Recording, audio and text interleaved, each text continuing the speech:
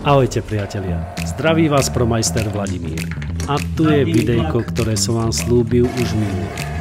Ak ste ho nevideli, kliknite na odkaz. Dnes sme si to namierili rovno do kúpeľne, kde nás čaká odpad tak upchatý, že by ste si pomysleli, že sme narazili na novú archeologickú lokalitu. Spolu so synom sme sa pustili do akcie a poviem vám, toto bola práca, na ktorú by si trúfol iba skúsený tandem. Bez neho by som tam asi dodnes bojoval s tým pokladom, čo sme tam našli. Najskôr sme si rozdelili úlohy. On sa pustil do vyrezávania otvoru na inšpekčné dvierka na bokvane. Bez toho by sme sa k sifonu nikdy nedostali. Zatiaľ čo on zápasil s obkladom na vani, ja som sa pustil do čistenia odpadu v sprchovom kúte.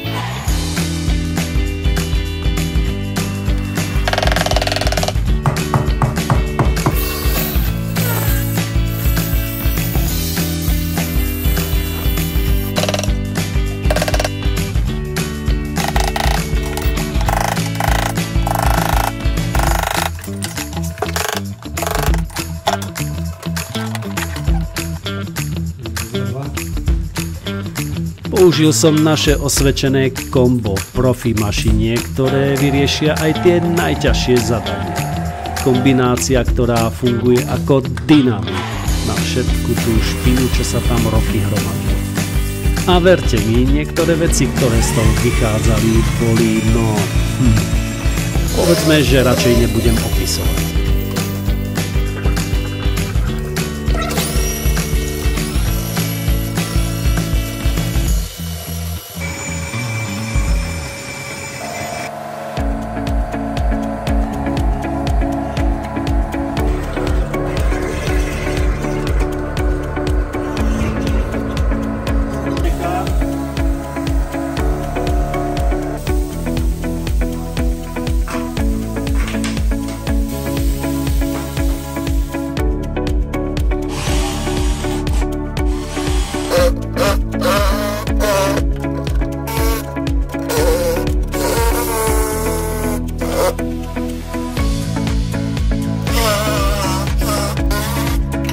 Medzi tým syn dokončil otvor na vaňu a všetko pripravil, aby sme mohli prečistiť aj túto časť odpadového pokoja.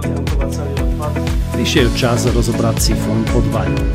Aj tam nás čakalo pár prekvapení, ale s trochou trpezlivosti a správnym prístupom sme všetko zvládli.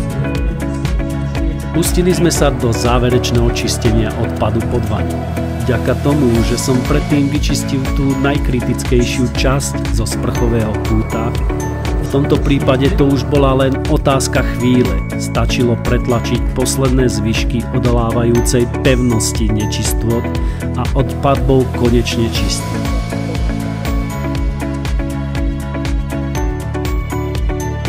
Už len zmontovať a osadiť vaňový sifón. Finálne posledné testy, pustili sme vodu a sledovali, ako bezchybne uteká. Následne ostáva posledný krok, upevniť inšpekčné dvierka. Na tých si dávame extra záležať, pretože naša práca musí byť nielen funkčná, ale aj perfektne vyzerať.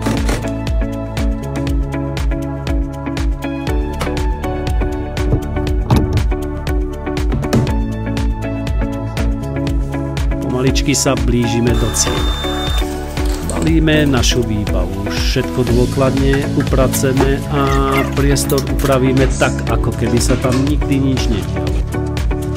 Veď čo by to bol za ProMeistera, keby po sebe nechal neporiadok? No nie, veď perfektná práca a spokojný zákazník, to je naša priorita.